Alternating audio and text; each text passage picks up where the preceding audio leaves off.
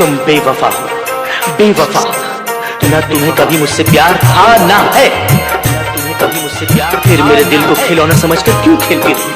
फिर मेरे दिल क्यों किए मुझसे झूठे वादे? क्यों किए मुझसे झूठे वादे?